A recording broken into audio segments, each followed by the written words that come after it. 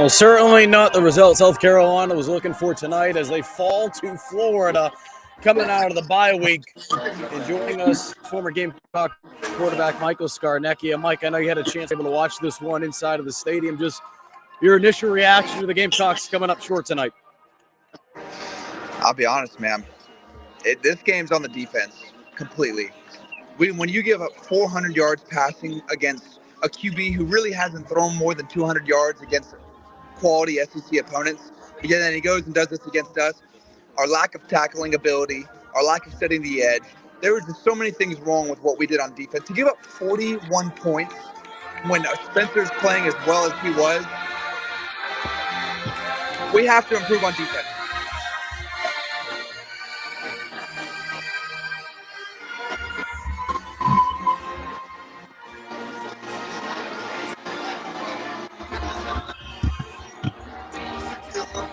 Mike, having some issues on this end, so I'm going to ask you a question. We'll just continue to roll with it. Okay. Offensively tonight, thought they did a lot of good things, but I think you have to start with what happened from a defensive standpoint. I mean, they weren't able to get the stops when they needed to the most. They really struggled on multiple explosive plays, and it wasn't even just explosive plays, Mike. I mean, there were times where, USC had opportunities to stop Florida for gains of 2 or 3 yards, and the next thing you know, Florida was picking up 8, sometimes 10 yards. What was just your thoughts on the defense tonight, and why do you think they just weren't able to overcome some of the issues that we saw early on? Good one. Take care of yourself. You too. Dude, we couldn't set the edge. We weren't tackling right. There were just so many things I think that we need to really, really sit down and look in the mirror and figure out what we need to do better on.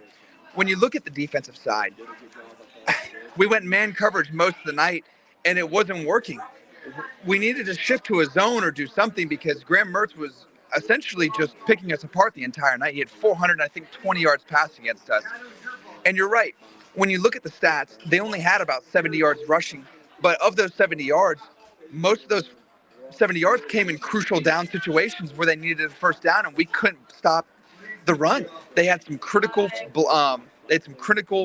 missed tackles against the running backs, which hurt us tremendously. We just need to learn how to set the edge. We need to really focus. Our linebackers were a lot of times, I was watching them split the gaps, but yet they were completely whiffing on the tackles. And then our DBs just weren't able to cover it. I'm going to have to really go back and watch what all together went wrong. But from a general overview, we weren't tackling well. We weren't covering well. Man coverage was not the answer tonight, and we kept doing it over and over again. And we weren't setting the edge. How many times did we see Graham Mertz bounce out or the running backs bounce out? It happened too many times tonight, and we can't win SEC games if that's what's going to happen. They got the signal. Mike, I can. We're working through some technical difficulties right now. Intern Joe, he's behind the scenes right now, so I can't really hear you that great, Mike. So I'm just going to continue to push everything out towards you. Read some of the questions for you. Yes. Again, I want to talk about what we saw from the offense because I felt like the offense did do some good things, but it's really difficult not to just begin with what we saw from a defensive standpoint. Mike, there was about 4:40 left when South Carolina had the ball. And as you know, offenses, they practice 4-minute drills all the time. And I know it's easy to second-guess certain plays, but I had no idea what the heck South Carolina was thinking, trying to take a shot deep. I think it was on second down. During that series. In a situation like that, I understand that there's a possibility of trying to get the knockout punch, but at the same time, too, can you justify what we saw on that drive? Again, around 4:40 left, you're leading. You have an opportunity to put this one away. Continue to chew the clock, and for whatever reason, South Carolina takes a shot downfield into double coverage. Yeah, Mike, that's a great point. I don't quite understand. And when I was sitting up watching the game, I was sitting here thinking, okay, they're going to run on second down, and depending on where they're at, you're going to have to put the ball in Spencer's hand and trust him. But I think throwing it on a deep shot, first off, that makes no sense to me. Throwing it on a deep shot, considering that Spencer was under, somewhat pressure, some amount of pressure tonight, and risking a potential fumble or a late or a long sack which would put us back further and have no chance of a first down. It didn't make a lot of sense to me. What we needed to do was run the ball, because Mario Anderson, let's be honest, Mario Anderson I thought had a great night. And we can get into the effectiveness of what Mario helped or brought to the offense of how he helped the pass game. But overall, on that in the fourth quarter on that drive, the second down, it did not make sense to me why we threw it deep. I just don't understand why we did. We should have ran it, and then after we run it, figure out where we're at, and you can trust Spencer and give him a chance to get the first down, because it could have been 3rd and 7, 3rd and 5, or whatever the case would have been. But throwing it on second down, now you're stuck with a 3rd and 10. You're forced to throw it again. So instead of giving you opportunity to where maybe you have to throw it, you're forcing yourself to have to throw it. And I didn't quite understand the call right there. For the most part, I thought the play calls throughout the entire night on offense were great.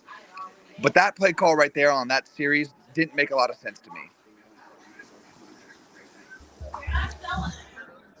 Coming off the bye week, Mike, we talked about how important this game was. I mean, it went without saying, right? I mean, 2-3, the gauntlet of a schedule that they have coming up, with having to travel to Missouri next week, and then the following week you have to go right out to Texas A&M. Yeah. And then, of course, obviously the SEC schedule just continues to pick up. I bring all that up because where do you go from here? I mean, obviously they don't have a choice. You still have 6 games to go in the regular season. But when you look at it from a bowl eligibility standpoint, that hill that was already going to be tough to climb these final 7 weeks, it's that much tougher now, because now you're sitting here at 2-4. I know that unfortunately you've been in situations with teams that you played at with South Carolina where, the schedule or the season at the beginning of the year didn't go your way. The schedule only gets tougher. Where do you go from here, though? I mean, what is the next 24, 36 hours like for this USC team? Listen, he's got to sit the team down and be like, we know what kind of team we are. We put up 39 points. We have the offense. Our defense, he needs to sit down with our defense and figure this out, because we're going into a stretch of SEC play where we could win every single game or we could lose. And this is the issue, is now we're 2-4 going into this. And we're going into SEC play against, you're right, a very good Missouri team, a very good Kentucky team, away at A&M, which is not easy. This is going to be a tough stretch. So you have to sit your team down and tell your defense, this is it. Because we might not make a bowl game if this defense doesn't figure out, because we're facing good teams going forward. We should win against Jacksonville State. We should win against Vanderbilt. So you have 4 games where there's no guarantee we're going to win, but it's not guaranteed. So the issue is we just got to figure out our defense. And our offense is playing out of their minds. I mean, you look at what Spencer did. Spencer had 4 touchdowns, almost 80% completion. There's not much more we can do with the guy. The guy is playing one of the best. He's playing at the QB position, one of the best in the nation by far. And it's not even close. You have other QBs that are playing great, but with what he's working with, he is playing out of his mind. And this was a big win. I was going into this week thinking we've got to beat Florida, because the bowl eligibility is going to be tough going into the rest of the season with who we have on the slate. So with this loss, we've got to find somewhere we can buy 2 wins. And to be honest, Mike, I don't know right now who it's going to be against.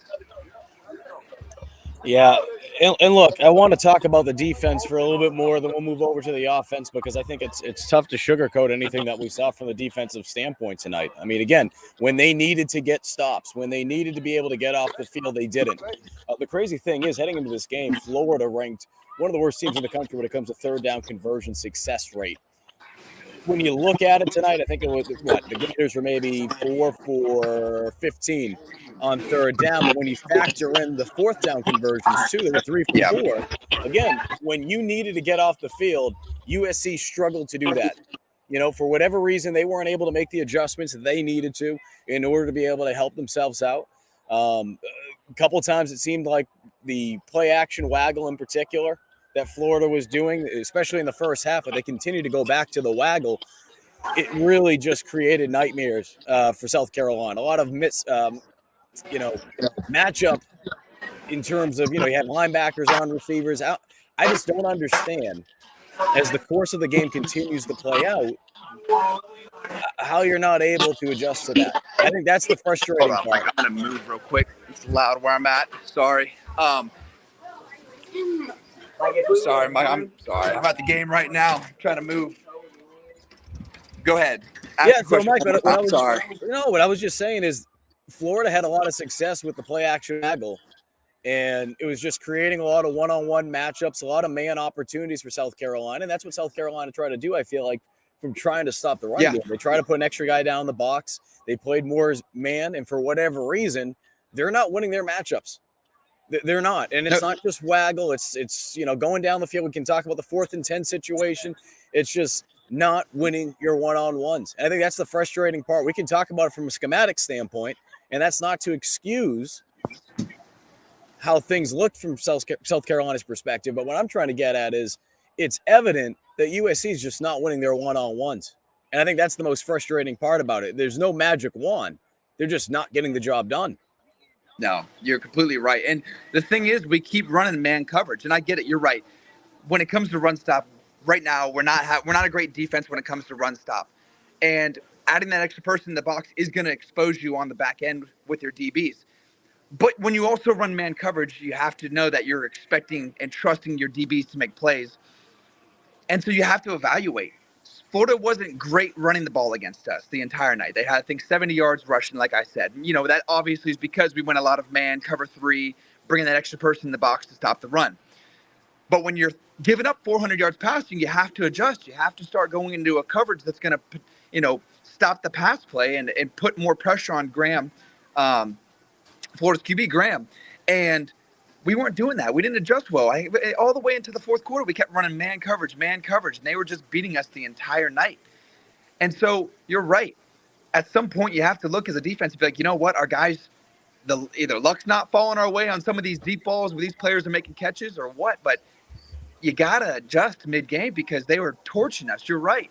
Number 1, the receiver for Florida, I think he had 150 yards passing or 150 yards receiving on us. That 4th down conversion he had blew my mind. I couldn't believe it. That was a huge play. We could have made Graham just tossed the ball up essentially, and he came down with it. That would have been turnover on downs. We win the game. We just didn't make enough plays on defense. And I knew Graham he's not a QB that makes or forces a lot of turnovers. And based on his previous games, and I was hoping we could have forced him into some turnovers, but we just couldn't get anything going tonight on defense. Just looking at it from your perspective as a quarterback, right? Whether you're Missouri, whether you're a team that has to play South Carolina over these next couple of weeks, based on what you saw tonight and what we've seen earlier in the year, but obviously more so tonight, just for the simple fact that not that it seemed like much has changed, but you're coming out of the bye week. I bring that up, Mike, because what are you noticing in terms of the areas that South Carolina really needs to be able to tweak? I think it's evident, right? We can look and be like, all right, they got to win their one-on-ones. They're having issues in the secondary. But I'm saying just from a quarterback's perspective, if you were game planning against the Gamecocks, what would have you all geeked up as a QB going up against this defense? What are you noticing that they're just, for whatever reason, really struggling, that opposing quarterbacks are probably going to be like, yeah, can't wait to have an opportunity to play South Carolina?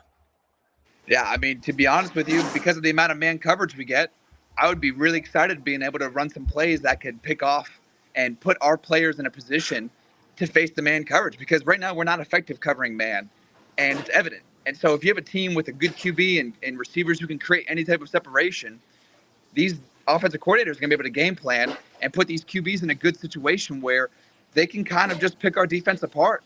And also stretch plays. Like I said in the previous time that I can't remember which game it was, maybe Georgia, but we just don't set the edge well. And there were plenty of times where they were trying to run an inside zone or an inside counter and they bounced it for a first down or a huge gain on the run play.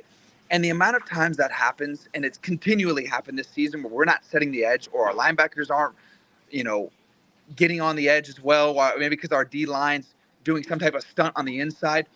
It doesn't make a lot of sense to me how we haven't made any type of adjustment there. And I saw several plays I watched on the replay where they were running a run play, and I wanted to see, because it was an inside zone, whether we set the edge, because the play eventually bounced. And lo and behold, half the time that I saw the replay, there was nobody setting the edge.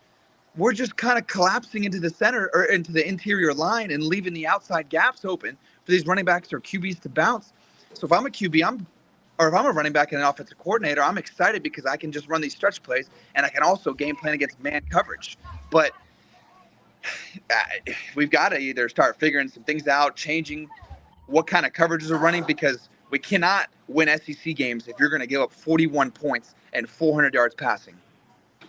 Yeah, and that's the part too. I mean, how many times have we said it over the course of the season where either the offense is coming up with a big drive, right? They're doing good things offensively, and the defense just not being able to play complementary football, or vice versa, right? How many times early in the year, defense maybe just a little bit ahead because of some of the issues South Carolina was having up front with their offensive line, just protection, that we saw the defense go out there, do a couple good things, but the offense wasn't able to move the football. Tonight, USC was able to move the football. Now, having said that, that doesn't mean things were perfect tonight. You know, let's talk about the good and the bad. Let's talk about the good first, because again, not a lot of good you feel like you can find from tonight, especially with the way how things ended tonight. What did you like though? And we'll get into some of the things maybe you didn't like that the offense did, but what were some things that you liked and noticed that were a little bit different coming out of the bye week? Yeah, so a couple of things I noticed too. We shift a lot, and this is actually really interesting because when I watched this entire game, we did a lot of motioning, a lot of shifting, and I really like that because I was watching an NFL game this past weekend, and the top 3 offenses in the league, I think it was like the Eagles, the Chiefs, San Fran, and someone else. They motion or shift almost 90%, somewhere between 80 and 90% of their plays. And it goes to show that best offenses in the league motion and shift because it shows, one, what coverage you're getting against the defense, and two, it also can start messing up assignments on the defense and putting your players in a good position. So what I liked is we did a lot of motioning, a lot of shifting, getting the eyes of the defense messed up, getting an idea of what the defense is running so Spencer can know where he's going with the ball. So I really, really like that. The other thing that I loved is we were able to run the ball.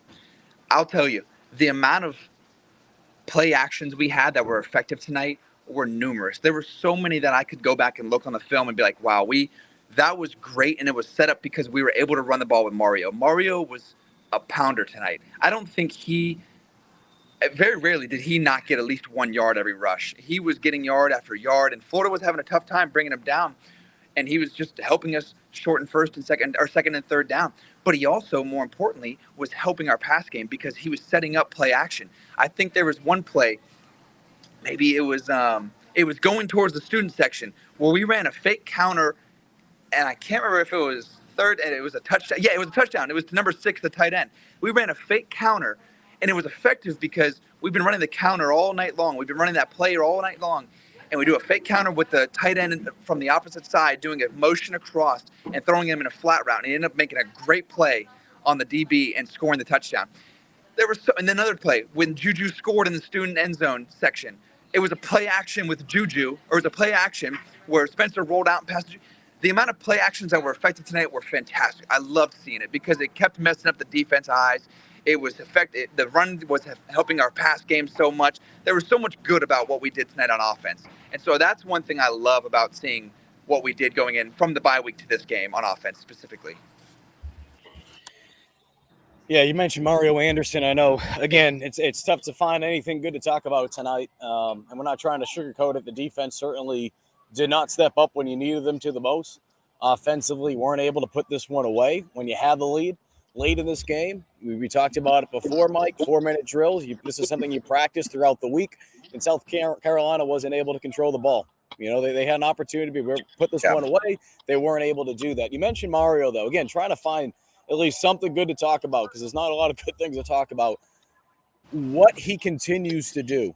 And reminder, folks, Mario has an extra year of eligibility left because of that COVID season. He can still come back next year if he chooses to. So with what we're seeing so far from Mario Anderson over the last couple of weeks, right? 98 yards rushing tonight. Made an impact in the receiving game as well. Had a receiving touchdown. 2 catches for 23 yards. I think he finished with just under 100 and he did 98. Yeah, 98 rushing, but 23 yards receiving. Yeah. So, just over 120 total yards of offense. He's becoming a big part of this offense. And, Mike, some of the other things, too, that we noticed tonight, they mixed up the offensive line. Yep. I know Nick Argula, there's a couple snaps I'm sure that he would have loved to have got back. I think it was That third down was huge. Yeah, third down one was huge. It was I want to say low. I mean, he didn't even get back there for crying out loud. And I'm sure he'd be upset about, I'm sure there's some other ones, but I remember obviously that one stands out. And even I think it was the first snap of the game. It was a little bit high, but Spencer was able to get it. So I bring that up because what changed during the game from just an offensive standpoint, Vershawn Lee, who got bumped out from center to right tackle, he got hurt. He got shaken up. He wasn't able to go back out there. And I don't want to say that is the main reason why South Carolina wasn't able to close this game out from an offensive standpoint. But it looked like before that point, and again, not everything was perfect. We're talking about the low snap, talking about the high snap on that first drive, first play. But I kind of liked what they did with the offensive line. They had some chance to go back, identify some of those blind spots. I felt like we saw a spark. I think the first drive of the game, I think Mario rushed for around 47 yards. Yeah. Over 40 yards on 4 carries. That first drive of the game had been 41, But point being is you rushed for over 40 yards in that first drive on 4 carries. They were able to move the football. They were able to do some good things on the ground. And as we saw, it forced Florida to bring an extra defender up in the box. We've talked about that so much, whether that be a safety, whether that be an extra linebacker. And not true apples to apples, but talking about how Florida did a lot of crossing routes, right, from an offensive standpoint, a lot of waggle. Yep. USC had a lot of success in crossing routes, and that's something I feel like they've had a lot of success at this season, especially with Xavier Leggett, using that speed, going from sideline to sideline and trying to just create whatever one-on-one opportunity that you can. Can you just talk to the effect of what you've noticed with that and why that's something USC will probably continue to go back to? Yeah. Yes, I agree with you completely on that one. It's like, okay, so with Xavier Leggett, and you're talking about with our offense and all the crossing routes we're doing, right? With all those players? Yep. Yeah, so the reason it's effective most of the time is we have speed. And a lot of these coverage, like I think Florida, it's obviously a game plan thing. So when you're facing Georgia, when you're facing Florida, these teams, historically, they play a lot of man coverage. And so man coverage, you want to put your fast players on crossing routes. That's where a lot of the separation comes from. You don't run vertical routes. And so when you're doing these crossing routes, when you're doing these, these mesh concepts, it creates some rub routes where these DBs who are playing man coverage, they can get picked off or they can go over the top and it creates some type of separation. So they're effective because of that reason right there, is because it potentially can create, but they also take time to develop and they're not quick developing routes. So you need your offensive line to perform well. And like you said, our offensive line, for the most part, I thought gave Spencer time. There's a reason he had 4 touchdowns, almost 250 yards passing or however much he had. I think it was around 250. And he was super effective. When we have playmakers on the edge, I think Xavier had almost 100 and something yards. I think our next best receiver was Trey Knox, who also was 8 catches for, I think, about 50 yards. Trey was very involved. And when teams play man, sometimes it's good to get a matchup with your tight end versus your linebacker or versus linebackers, because especially with Trey. Trey's, he's athletic. He's tall. You can get the ball to him. Offense really is not the issue sometimes. I say sometimes because sometimes it looks like our offense isn't very effective. But tonight, our offense was super effective. We were playing well. We were driving when we wanted to. A couple drives, you're right. There was that one snap that hurt us. There was a false start on one. I think it was maybe a 3rd and 2 that really hurt us. Just some stupid penalties and stupid plays and some critical moments hurt us. But overall, Mike, when you score 39 points, if you look at statistics, you're supposed to win that game. Yep. 30. You can't ask for much more against, especially in the SEC. I mean, This isn't like you're not playing in the Big 12. You're not playing arena football here. The level of competition when you're talking about from a defensive standpoint, it's supposed to be there. And for whatever reason, and I know some people are bringing up some of the players specifically in the secondary, I think it is frustrating. You have freshmen that go out there and have phenomenal years last year, and I'm not trying to put it all on them. What I'm trying to get at, though, is, Mike, we see these funks sometimes these guys get their sophomore year, right? I mean, it's tough to be able to replicate what you did freshman year. Yeah. What would you tell some of these sophomores in particular? Because obviously you're not dumb, and they're not dumb. They know stuff's being said about them.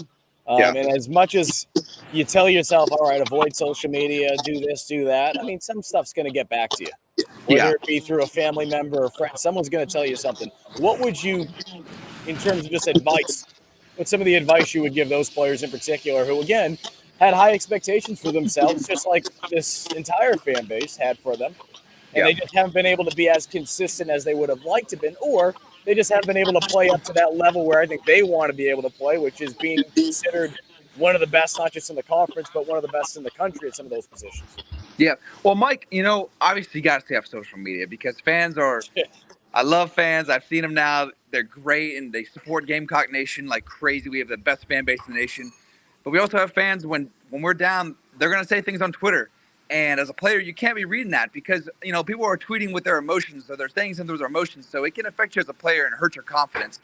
And when you lose confidence, you're not going to be the same player. I don't care who you are or what industry you're in. When you lose confidence, it's going to affect your performance no matter what you do. The second thing is when you see I've noticed this, when you see a lot of freshmen play well, true freshmen or redshirt freshmen, when it's their first time on the field and everyone's like, man, these guys are playing out of their mind, and they're not replicating that the next year, what I've noticed is the freshmen who play well are usually playing free. They're not playing overthinking the game. They're not trying to just complicate everything that happens and read every little nuance that comes into being goes into film study. That's one thing I've noticed with it happens with QBs.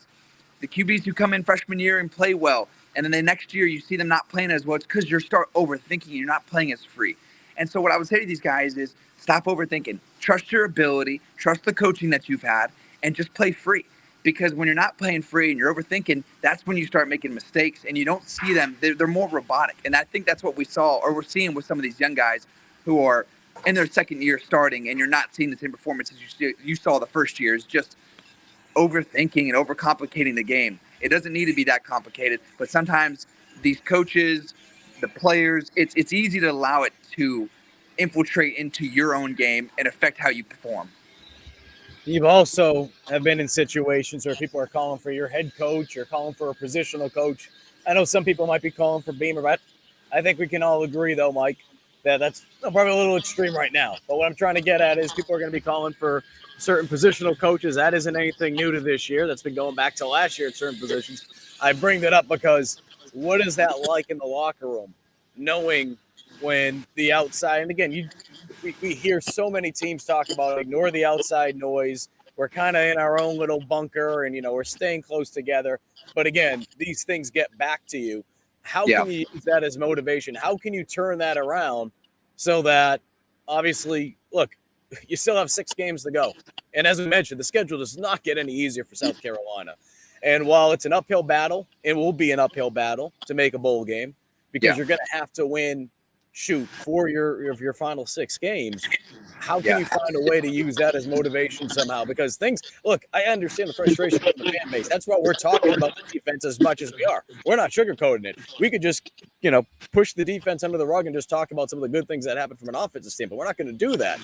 Right? Yeah. You guys have eyes. You guys aren't stupid. So that's why I want to talk about the defense as much as I am.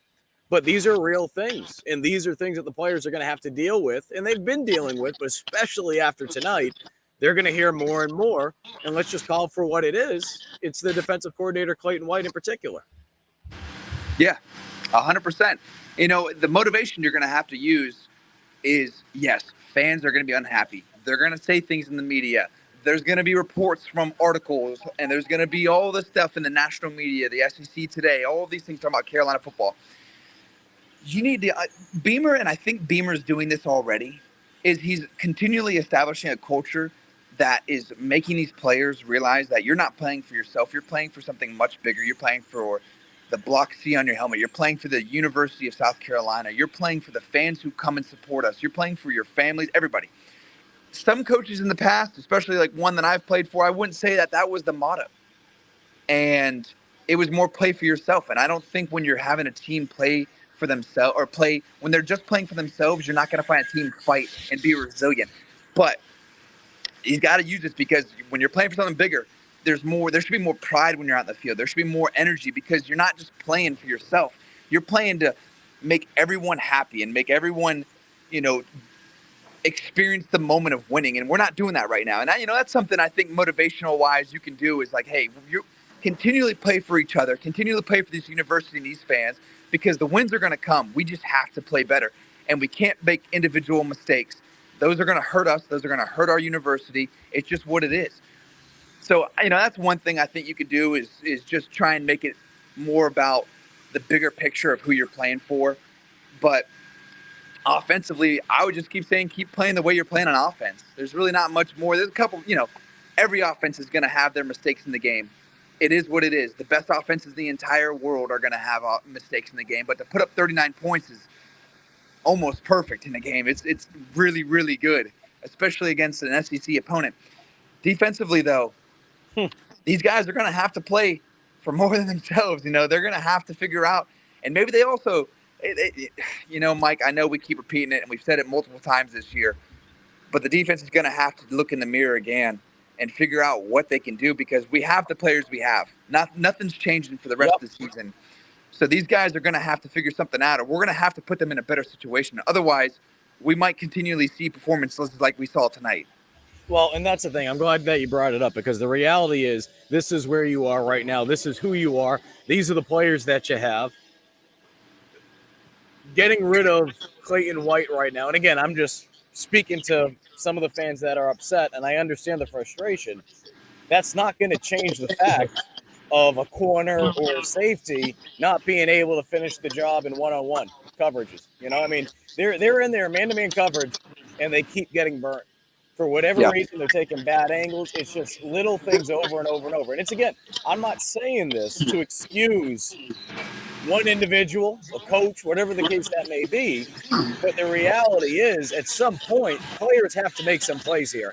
Now, obviously, if things continue to go at this rate, at some point, there's a time and place to be able to make decisions moving forward. And if you feel like you need a new voice in certain spots, I totally understand that. I don't think they're at that point right now. I think what they need to do more than anything, and again, like you said, and it sounds cliche, they got to look in the mirror and just got to freaking get the job done. Because there's only so much. I don't care who the heck the defensive coordinator is. I don't care who your coaches are. If you can't go out there and it's friggin' 4th and 10, you can't get a stop when everyone in the friggin' stadium knows what's going to happen. It's a pass. It doesn't matter who your coaches are. So again, a lot of this, we keep mentioning it. It's correctable. They can fix this. Bad angles, finishing plays, right? We keep saying this over and over and over again. Yes, at some point, if those things don't change, yes, you're going to have to reevaluate some things. But right now, it doesn't matter who the heck's coaching this defense. You have to, as players, step up. Yes, they're thin. Yes, they're young at some positions. But like you said, Mike, this is the hand that you were dealt. And some guys went down early on in the year like Mo Kaba. You're trying to continue to get some production from the edge row, as you have 2 experienced guys coming back from injuries from a year ago. The reality is, though, this is where you're at. You have to find a way to be able to buckle down and correct these things, because they are correctable. They are fixable. Yeah, 100%, Mike. I completely agree with you. You're right. You talked about setting the edge. You talked about taking bad angles. The amount of times, heck, even on that 4th down, where they threw it on 4th and 11 to the flat route, and we didn't get a stop. It was on the final drive. I think it was the final drive. Yeah, it was the final drive where it was 4th and 11, and they threw it to the flat route to get the first down. And I've noticed it multiple times throughout the game, and I'm sure the fan base noticed it, and I guarantee you probably noticed it. We fly at the ball. There was no breaking down and trying to square up the tackle or the receiver, the running back, whoever it was. We just flew at the ball, and if they made one juke or one type of maneuver on us, it looked like we missed almost every one of those tackles. It happened over and over again tonight, and it was frustrating to watch. I couldn't understand why we weren't breaking down and everyone swarming to the ball. There were multiple times I guarantee we could have stopped a 4th down conversion or a 3rd and long if we would have just had people break down and make the tackle rather than just sprinting full speed at the ball carrier. It happened over and over again, and it was frustrating to watch. Another thing is, you talk about utilizing the playmakers we have. We see Nick Harbour on the first drive, I think it was, a 45-yard gain. We don't see him again at all. And I understand, okay, maybe he doesn't know the playbook. Well, guess what? He doesn't have to know the playbook. Tell him, hey, these are the plays you have to learn. 5 plays. We're putting you out here maybe for these 5 plays. Know your one position, and once you know that, you can go out there. You're running a vertical here. You're running a flat right here. Whatever it is. You don't have to learn the whole playbook, but we need him on the field. He is a playmaker. He's fast. We saw what he can do, and unless he's hurt, find a way to get him on the field. Another thing, too, and Alan brings it up, it has been frustrating at times with special teams. The frustrating part to me about special teams tonight is, Kai had a couple punts that weren't that great. He had some real good ones. Hunter Rogers made a phenomenal tackle. That was a 54-yard punt. The long snapper goes down. Hunter makes the tackle. It's only a 5-yard return. They did some good things on special teams tonight.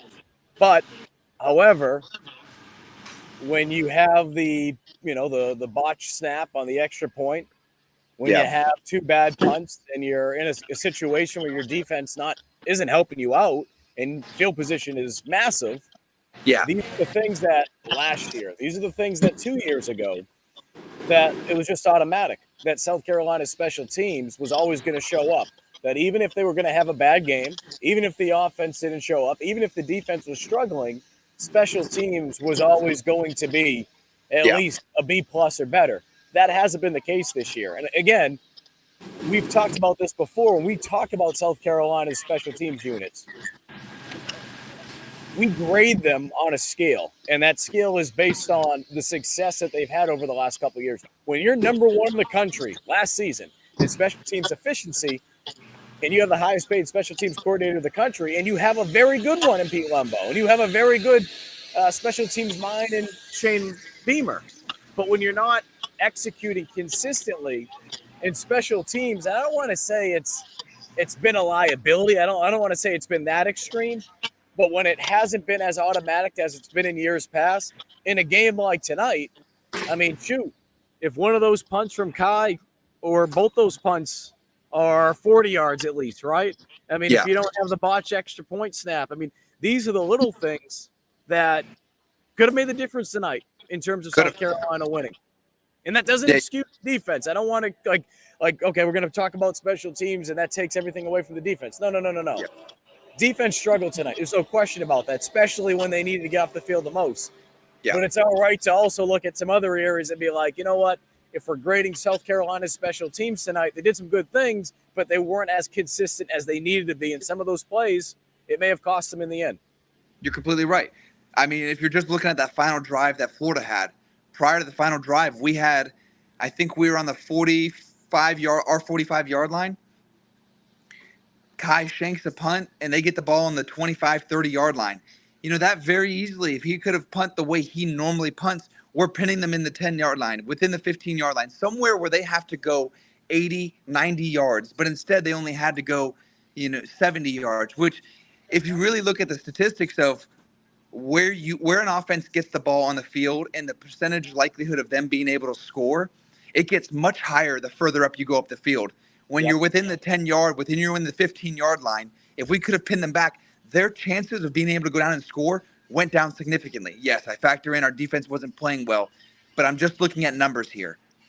But because we weren't able to pin them back and our punting was subpar tonight compared to what we usually see with Kai, it gives them an opportunity to go and score. And we saw that, I think, on the 2 or 3 times I think it was 2 times where Kai shanked it and they got the ball in good field position, or at least better field position where they had a better chance of going out and scoring. And they did. And those are things we can't continually have, especially when we face good teams, because good teams are going to take advantage of our mistakes. It's just going to happen. So you're right. Looking at it all together, we can talk about all 3 segments, offense, defense, special teams. Right now in special teams, we have to get better because shanking 2 punts is not going to help us win games, especially against teams who are playing well on offense. Looking at this comment as they cut the grass behind me at South Carolina, even though there won't be a home game here for another month.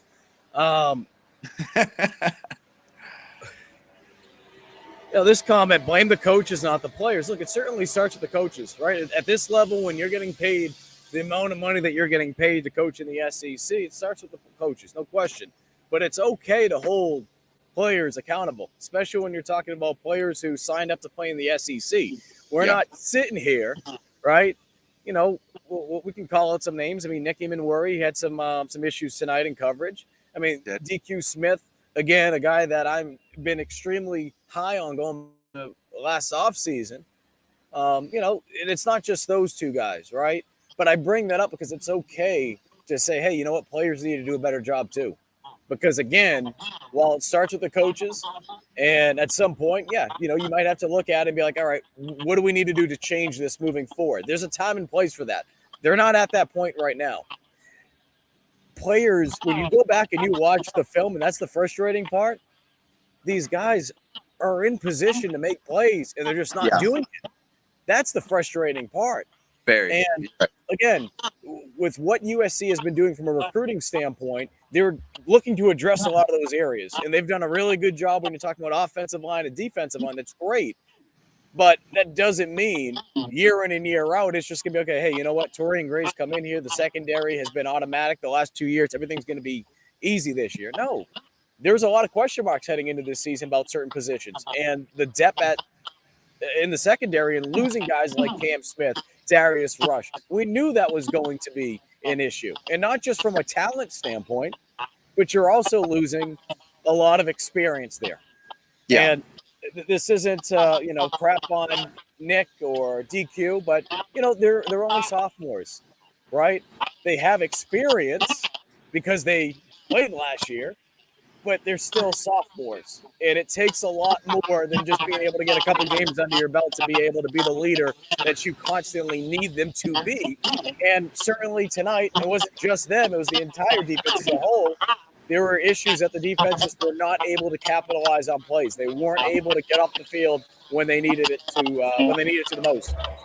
No, and you're completely right. I'm at the stadium right now, and I see they're putting up stats across one of the screens, and we had 9 penalties compared to Florida's 6, which, not a huge difference with 3, but for 90, almost, I think it was 98 yards. 98 yards. That is Florida's was 6'4", like 40 yards, which isn't that 9 for 98. That's the game changer. If you look at also when you go back, yes, our offense was playing very well and our defense wasn't playing well. But you look at also some of those those penalties we had and the situations we got them in, it just hurts us because our defense isn't playing well. Some of them were pass interference calls. Some of them were jumping off sides, and we've got to get more discipline on offense and defense because those penalties, again, when we're playing tight games like we played tonight, a 2-point game, those penalties can be the difference between a 2-point game because there was, I think, one time we had 3rd and 1 or very 3rd and short, and we false start. I think our left tackle false starts. Now we're back in 3rd and 6, and it makes it way more difficult. Or maybe it was a 4th down that happened. But regardless, when you do that kind of stuff, you put your team in a worse situation than it was in, and it makes it harder when you're facing these tight games because now it's harder to capitalize on long downs. You give the offense, if you're on defense, you give the other offense another opportunity to go down and score. There's just little things that we need to get better with. And yeah, Mike, you're right. DQ Smith and those guys, they're young. We all get that. But I think what Gamecock Nation is now hoping to see, we understand they're young, and we understand there's going to be imperfections in their game, but I think we're looking for more consistency. What we're not seeing is any consistency. We see one good game, a bad game, one good game, a bad game, and it's happening over and over again. And we're like, guys, just give us some consistency. We just need you to play well because, like you said, Mike, our players are in positions to make tackles or make plays, but they're not. And that's where the inconsistency is coming. These guys are young, but they've got to become somewhat consistent. We're not asking for a perfect game, but we're asking for a better game than what they're playing. Mike, I know obviously you played offense, and you've been in situations where things aren't going well from an offensive standpoint. You try to streamline, try to do everything you can to be able to make the adjustments that you can on the fly. Now, certainly South Carolina is coming off a bye week, okay? Yeah. I bring that up because from a defensive standpoint, there's been a lot of comments about this. A lot of comments have been made about South Carolina playing a 4-2-5. I bring that up, and the reason why I talk about from an offensive standpoint, right, trying to make adjustments during the season. Look, across the league, and I'm not saying every team's running a 4-2-5. It's grown certainly more. Yeah. Not just in the SEC, but across college sports. It's even happening in the NFL just because of the personnel that you're dealing with, right? I mean, there's a lot more teams that they either don't run tight end, They don't run a tight end, or they have a tight end that is basically like a hybrid, and you have to put an extra guy out there to have that to match that speed. So I bring that up because, yes, the 4-2-5, it's real easy to point at and be like, that's not working for us this year. I don't know how much changing the scheme at this point is going to really help South Carolina, because I think the issue is they don't necessarily have the bodies. And like you said, they certainly have a better job of setting the edge. That was something that they struggled with tonight. But I also think in the back half of it, they need to do a better job of just being able to finish plays, right? I mean, whether it be taking a better cut when they're breaking on a football, their eyes. I mean, things that you practice. And once you get into a game, it's supposed to be that much easier, right? Yeah. So, I mean, I don't know what you would say to those people who, again, I understand the frustration. It's like the 4-2-5 is not working. Oh, it's not doing this. Like, I get that. We're looking at the stats right now. Obviously, with what they were trying to do tonight, it felt like they were trying. We talked about this at the beginning of the show. In case you're just joining us, it felt like USC was really trying to buckle down on putting an extra guy down in the box to stop the run. Mm-hmm. But because of that, what they did more man-to-man, and they really struggled to win those one-on-ones across the board. So I'm looking at the stats right now, Mike. They allowed 423 yards passing. Rushing, they allowed 71. With the rushing yards allowed, it felt like Florida had more at times. And the reason I say that is because it was when those runs happened, right? I mean, when they needed to be able to convert. We've talked about this before with being able to get more tackles for a loss, which is something that South Carolina heading into tonight has really struggled with across the board this season. But when you do stuff like that, what happens? Well, second down, third down, it becomes more manageable for teams. And that also played a role with Florida. So I just talk about the defense, though, Mike, because, again, I don't know if you have the personnel to be able to change it right now. And I'm not saying the 4-2-5, what this team needs to do or they shouldn't do, because, again, I understand the frustration. But what can you do at this point when you have been running a certain defense and for whatever reason your players aren't able to have the success that you would have hoped they would have? Yeah, I mean, okay, so Mike, 4-2-5 is not really a term we used in football, but I'm assuming that means a nickel package. Yeah, four defensive linemen, 2 linebackers, 5 defensive backs. Okay, that's what I figured. I wanted to make sure that's what nickel package was. But it's right now with our defense, right now, I think everyone needs to understand it's a pick your poison kind of thing. We're not, if we go with what they're going to call, what we call base package, what fans call, I guess, a 4-3-4 or whatever they call it, it's going to be an extra linebacker in there, and you're going to be able to stop the run more, and that's the expectation. But now you expose your defense more because now you have a DB out there, and with the talent level we're facing, maybe we do it for Kentucky, but the other teams we're facing, you're going to potentially get exposed because now you have your safeties playing coverage, and safeties typically aren't who you want playing man-to-man coverage. You want another cornerback out there on the slot receiver playing coverage. And, it's a pick your poison, as in right now it seems like to be we get exposed whatever package we go with. So right now, man coverage doesn't seem to be the answer. We're going to have to figure out some zone packages, some zone blitz packages that can be beneficial to our defense. Another thing is, Mike, that I was thinking about during this game is we don't get turnovers. We're not really a turnover team this year. They haven't been, Mike, we talked about that up in the press box today. I mean, that is something that they have really struggled with. And it's not just that. I know it's an extension of it. When you talk about Beamer ball, Lembo ball, tonight was their first night that they got a block kick. I mean, think about that. Think about last year. They have 2 block kicks, right? I mean, the first game. I mean, I bring these things up because there's certain things we talked about with special teams in the past with USC. You just assumed everything was going to be all right. At least a B+. At least a B+ when you went back and graded how special teams did that night for USC. So the fact that, again, you're not playing at the level certainly that you were playing at last year from a special team standpoint, but when you're not even playing to a point where you're one of the better special teams unit in the country, and that's not being able to create turnovers, and that's not being able to flip the field and create shorter, situations in terms of how far you have to go, starting in more plus territory. When you're not getting that, and you're not being able to create turnovers in general from a defensive standpoint, that's just putting more strain on the offense. And again, And I've seen some of the comments tonight. It's like, oh, the offense isn't the issue. Like, let's not talk about that. Well, look, the offense had issues early on. Shoot, 2 weeks ago, the offense had issues. So it's okay to sit here and be like, you know what, man, the offense did some good things tonight. Yeah, we all know that. This is a friggin' post-game show, though. All right, we're going to talk about everything, the good, the bad, the ugly. And trust me, there's plenty of bad and ugly to talk about, and we've talked about that tonight. So, and Chris brings up, and I'll pick on Chris a little bit because he's been passionate tonight. We appreciate, Chris, your comments. Chris says, that's crap. Coaches teach the players. What are you talking about? A better coach corrects that. Well, this isn't, you're not playing John Madden football on friggin' PlayStation. I mean, this is the middle of the season. Like, what are you going to do right now that's going to change schematically? I mean, you're not going to run a 3-4 or a 4-3 or wherever the case may be if you don't have the players to do that. I'm not saying that, okay, hey, just go out there each week and just pray to God that things work. All right? I mean, I understand the frustration, especially when we're talking about this 4-2-5 stuff. But again, at some point, there will be a point to address all of this when you're talking about that voice in the room. But I think more than anything right now with the South Carolina defense, it's about being able just to freaking execute. And I don't know what the hell they need to do differently this week in practice to be able to put themselves in a better situation to do that. Because again, Mike, I keep sitting here and I'm not trying to disagree with what some of you guys are saying.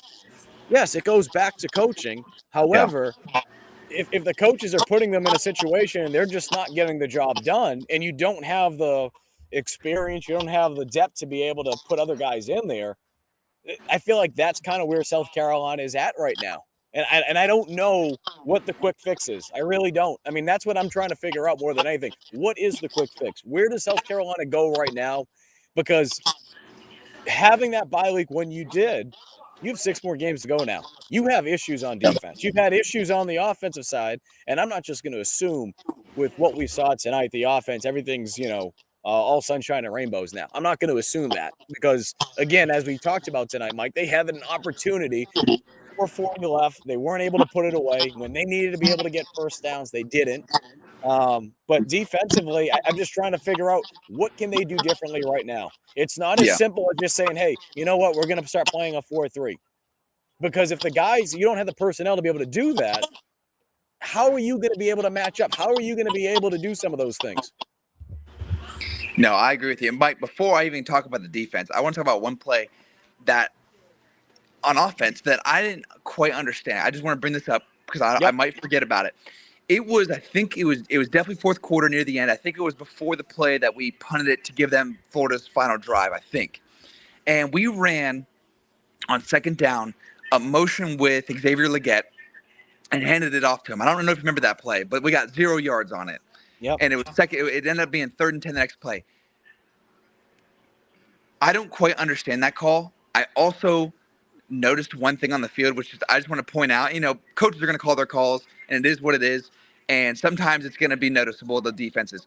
The defensive coordinators on Florida's side were jumping up and down to the nickel back that was on the strong side of the field facing our away sideline to get to the other side because they saw the motion handoff about to happen. It was an obvious play call, and I think we needed to call a timeout and get out of that, seeing that the coaches knew what it was. I know you got to trust your players, but when another team's coaches and another team's defense notices what play you're about to run and they're anticipating it and putting themselves in the position to stop it, especially on a very, very crucial second down, maybe we call a timeout considering we had 3. That's one take I just wanted to bring up because I noticed it and it really bothered me. But to the defense point, Mike, there's really not much you can do. I mean, you're going to have to maybe try and switch up some packages. Another thing you could probably do is try and force turnovers. If our defense is going to play the way they're going to play, why not just try and bring some blitz packages, some different things that you can do that are going to potentially force turnovers because we're already getting exposed. So why don't we try and give our offense more opportunity to go and score and get us in a position to win because we're not getting the turnovers right now, but we're also still getting exposed in the back end, whether it's running the ball or giving up 420 yards passing. So I think what we need to do is start bringing some ways to know our defense isn't what it used to be, but find a way to get turnovers, find a way to force turnovers, put these QBs in a situation where they feel they need to force something because we're not doing that right now. And it's frustrating because our offense isn't getting an extra opportunity to go out there and score. it's almost like it's going to have to be a shootout every single game, which is frustrating. Mike, there's really not much of an answer except for maybe you try and find a way to force turnovers, because if you switch packages, now's not the time really to start playing with different defenses and players, because you might get even more exposed. And unless fans care or don't care about that anymore, and I know a lot of fans feel like they're hopeless in this aspect that, well, we just need to try somebody else. Yeah, there's no guarantee at that point, and I don't think now's the time to start playing around with who may be the answer. But especially young guys. Young guys have most of the time are not going to be the answers. You can try it, but it's playing with fire. I want to bring this up. Timmy, I don't know if you're still with us. Appreciate the comment. Timmy says, Scar, Mike is going to fuss at you for bringing up Harbor. He has defended that BS all year. I'm glad to see Harbor out there. But like I've said, it's a process. This isn't friggin' video. This isn't a video game. All right. And we've talked about this before, because this is the only thing that drives me nuts now. There's some people that do this. It's so friggin' annoying. Use a guy like Mario Anderson. Never mind the fact that Mario said, I don't know, maybe like week 2. He's like, hey, I'm starting to figure out what like SEC ball is all about. Like I'm making the jump up from Division 2, and there's certain things that I'm starting to pick up on. Like I'm almost there. Well, what happens as you continue to get more reps? You continue to get better, right? A baby comes out of the friggin' womb. A baby's not just going to friggin' just run. It's going to crawl. It's going to walk. It's going to take some time before it gets to that point. So I bring that up because with Nick Harbor, and we've talked about this before, yeah, he's a 5-star athlete. Doesn't mean he's a 5-star wide receiver. He's making the transition from being a tight end and a DN in high school to now playing wide receiver. And on top of that, he missed time towards the end of preseason camp, so it put him behind the 8 ball a little bit.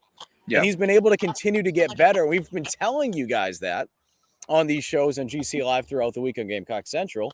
And I think a lot of you guys understand that, but there's still a small portion that's kind of like, why didn't they just put him out there right away? Some players are not going to be able to do that. Yes, there's going to be outliers, right? You can go across the country. You can find true freshmen playing across the board at different schools. No question about it. South Carolina has been able to do that defensively. They've been able to do that defensively this year with Jalen Kilgore.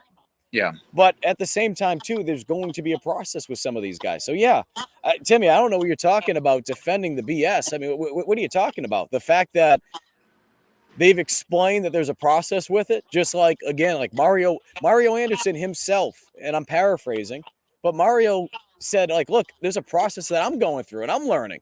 Like, that's coming right from the friggin' player's mouth.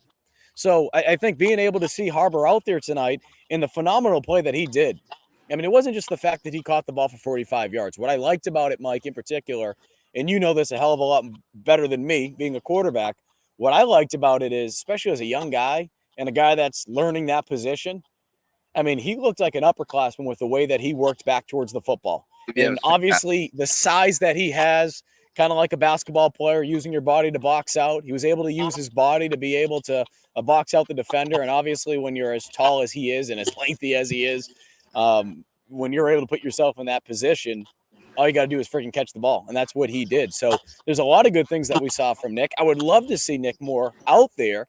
And the reason I'm saying that now, it's like, oh, what's changed, Mike? Well, we're in week 6 of the season. Like we've played through 6 games already. You had an extra week to be able to clean some things up during the bye week. That's why we're seeing more of these players like Mario Anderson continue to get more opportunities. It takes some time. And I understand that to some people, that's not going to be enough for them. Hearing that answer is not going to be enough for them. No, and to your point, Mike, you're talking about Nick Harbor not being ready. Yeah, you're 100% right. He's most likely, he doesn't know the playbook. He might be a liability out there. And while I did earlier say in this podcast, saying that we need to just create some packages for him to get out in the field, maybe playing devil's advocate, maybe in the coach's mind, they're thinking that they don't want to do that because now defenses will know a trigger every time that he's on the field. There's only 1 of 4 plays that can be run. And so there's strategy behind it. As much as we would love to see him on the field, it's a possibility right now with his lack of preparation or lack of knowledge of our offense that the coaches are thinking redshirt. And as much as a lot of these fans probably don't want to know that or hear that, it's a possibility. I mean, he's played now how many games, Mike? 2, 3? What's that?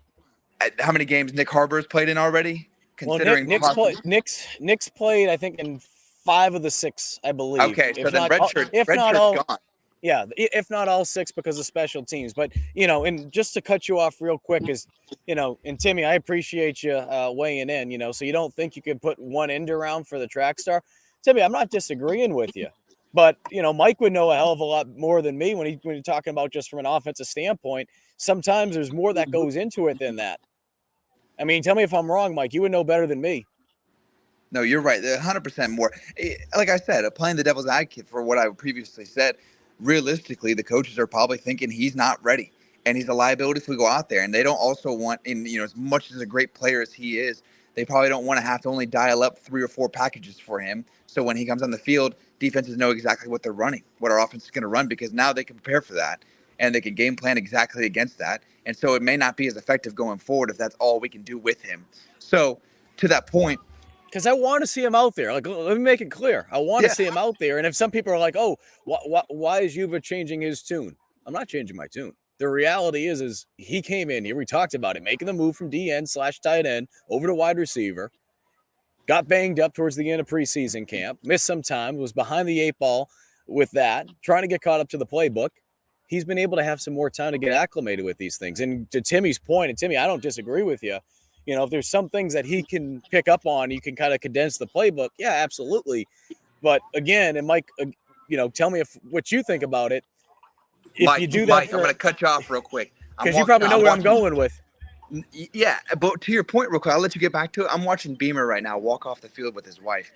And, man, he just looks disgusted. He's looking up. He's looking down at the ground. You can just tell this was probably gut-wrenching. I'm going to get out of the way. It's tough to really see. Shane's in the far end zone. I'll see if I can zoom in on it a little bit. In this end zone right there next to the goal post. But he's talking to a gentleman in a blue pullover. But, yes, with his wife, Emily. And, yeah, I mean, look, he's no dummy. He realizes, like, look, needing to get a win today was massive for multiple reasons.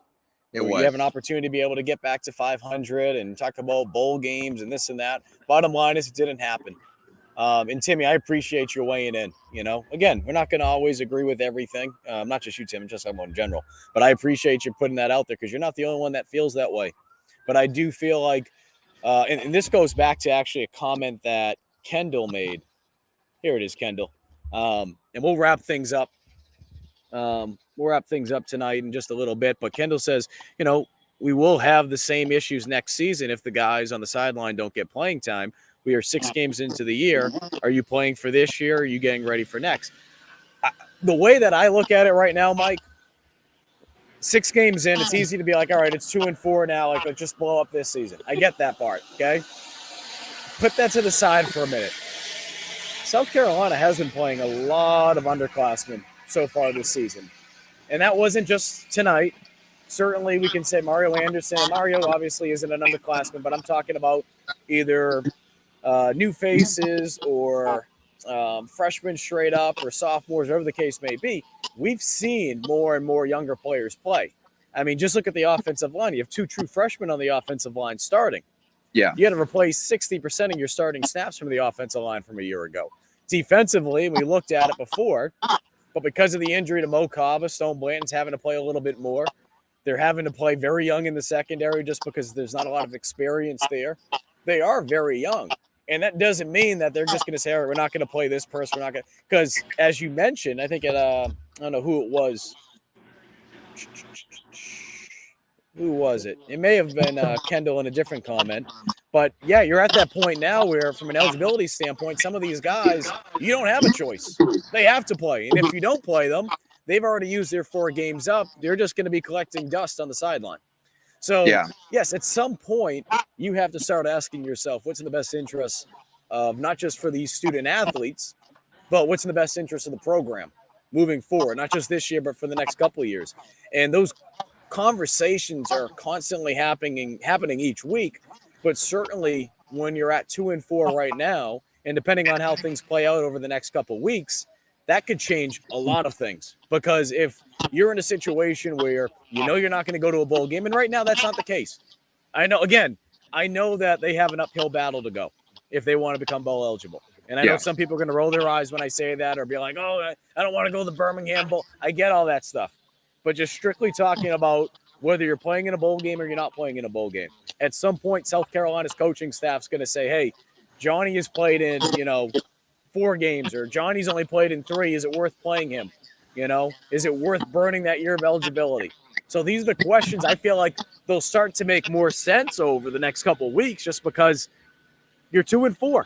Like Bill Parcells would say, you are what your record says you are. I mean, you can't deny it. And in South Carolina, they lose another game or two because you don't have that wiggle room. It's going to get uglier. And I feel like you're going to have to continue to plan more for the future. Yeah. Mike, I completely agree with you. You're going to have to plan for the future, but right now you're right. We're not out of the bowl eligibility yet, and so we're going to have to play the games we have to play. You can't look forward to next season right now because for recruiting purposes, for any NIL purposes, we got to win games. If we don't go to a bowl game this year, it's going to be much more of a loss than the loss that would come from not playing the players that we're going to play next year. So we're going to have to win these games out and find a way. One thing I think we're going to need to get better at, you discussed it. I think we discussed it on this podcast already. The fans notices we can't tackle. How many times did we see that we had them on a stop, on a 3rd down, a 4th down, but yet we couldn't make the tackle? There's too many times. And is it personnel? Is it a lack of toughness? I don't have an answer right now for us why we can't tackle. But we've got to figure out a way throughout this next week of practice and going forward in these SEC plays where we're able to tackle the ball, because we're going to face good running backs. We're going to face good ball carriers against most of these teams. And if we're not able to stop the ball to make the tackles that are necessary, especially in critical downs, then we're going to continually give up critical 3rd downs, big play after big play, and give these opportunities to these teams to go and score and put points on the board, which is going to put more pressure on our offense to have to play the way they played tonight. So, all in all, we have got to get better at pass coverage, and we have to get better at tackling. But before you bring anything up, I don't think that means we play our young guys. I think that means we have to find a way to make the guys we have now. There's a reason, everyone. I've been in these practices. I know the difference between a starter and a backup. Usually it's pretty significant. Not always, but usually it's pretty significant. And so what we have is what we're going to have. And the fans have reiterated that. We've reiterated that this entire season. We can't just go out there and put somebody who was continually not performed at the standard we're expecting as a Gamecock Carolina player to go on the field and hope that they're going to play at a higher level than the players that are out there right now. We can't do that. We have to find a way to put the players we have now in a position, and they're going to have to also look in the mirror and be like, hey, I've got to improve because I'm not tackling properly. I'm not covering the way I need to. I'm getting out of position. I'm not setting the edge. So we're going to have to find a way to do this.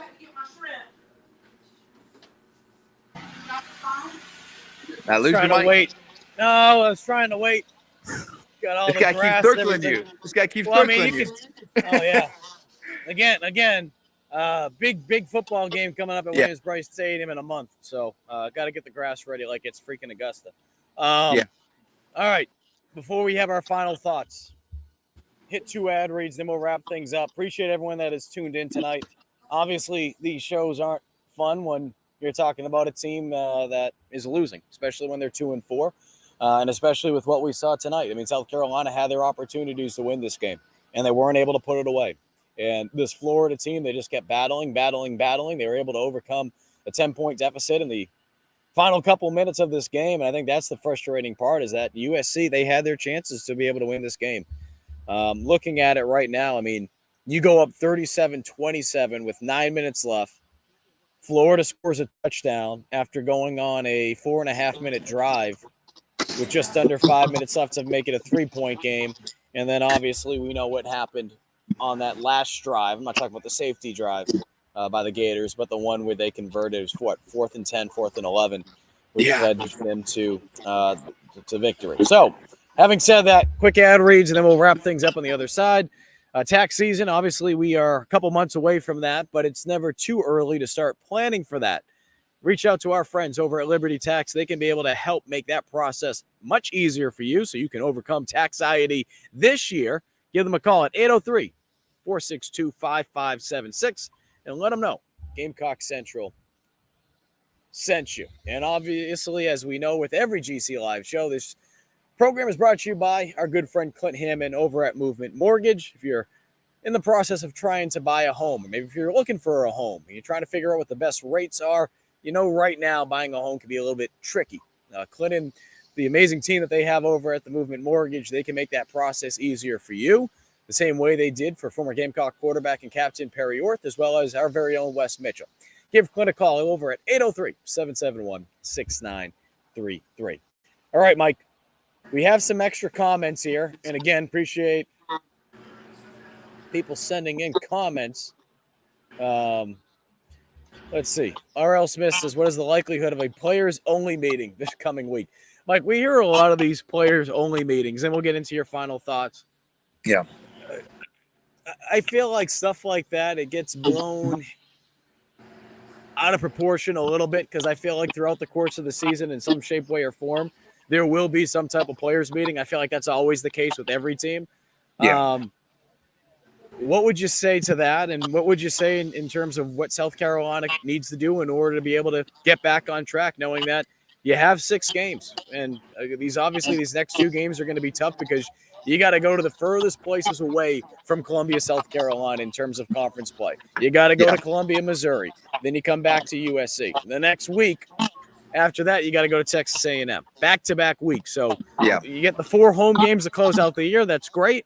But I mean, shoot, if you want to be able to get some type of home field advantage, you need to find a way to get a win badly starting next week against Missouri. 100%. So to this question about a players-only meeting, it's very likely that's going to happen. I think it's a little too late. When we look back at those 11-win teams we had under the Spurrier era, I wasn't a part of those. I came on Dylan Thompson's final year of us when we went 6-7, I think. But those other teams, everyone I talked to, I was like, what was the difference with those teams? What made them so much better, so elite, such a cohesive unit? And the same answer from several people I got was there was player accountability, but it started in the offseason. It started in January when we were doing winter workouts, and then it started in summer ball when we were doing summer workouts and player personnel meetings and all of these different things. It started then. Players were getting each other's faces. They were holding each other accountable. You were afraid to make a mistake on the field because of the accountability that was going to happen in the locker room or in the meetings with other players. You weren't worried about what coaches said. You were more worried about what the players were going to say.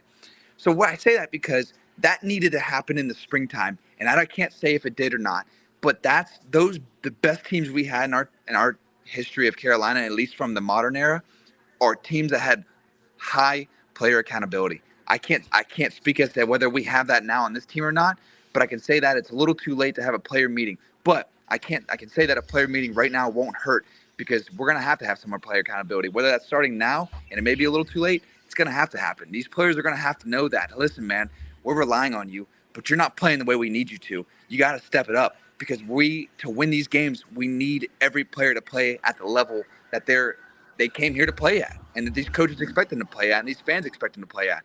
So a player meeting can't hurt. I say they go for it, but it needed to happen in the spring, assuming it didn't happen.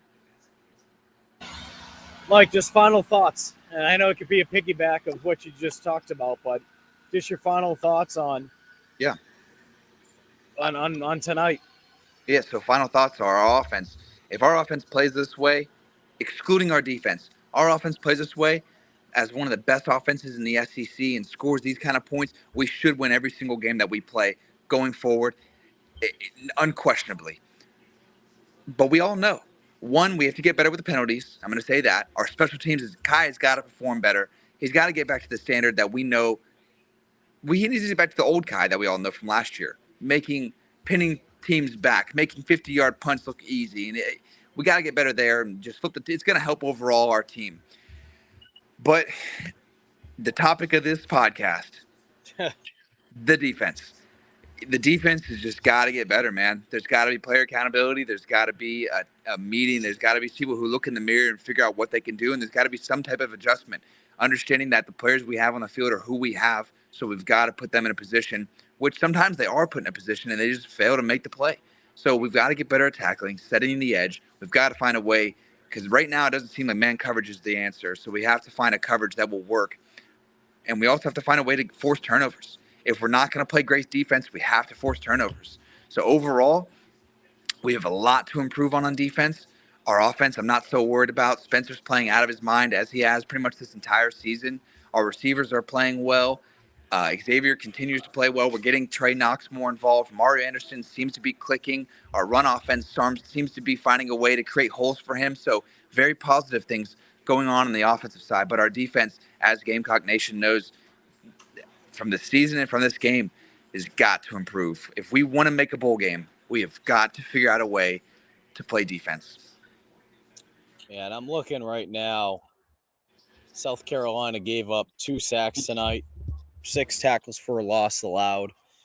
I bring that up because there was some shuffling around with the offensive line in comparison to what it was originally going to look like before Vershawn Lee went down. And we mentioned it at the beginning of the game, but just for a reminder for those of you who may have missed it, or you just, I don't know, you don't pay attention necessarily in terms of who the starters are on the offensive line. To start the game, left tackle, you had a Luedecke Babalata, the true freshman.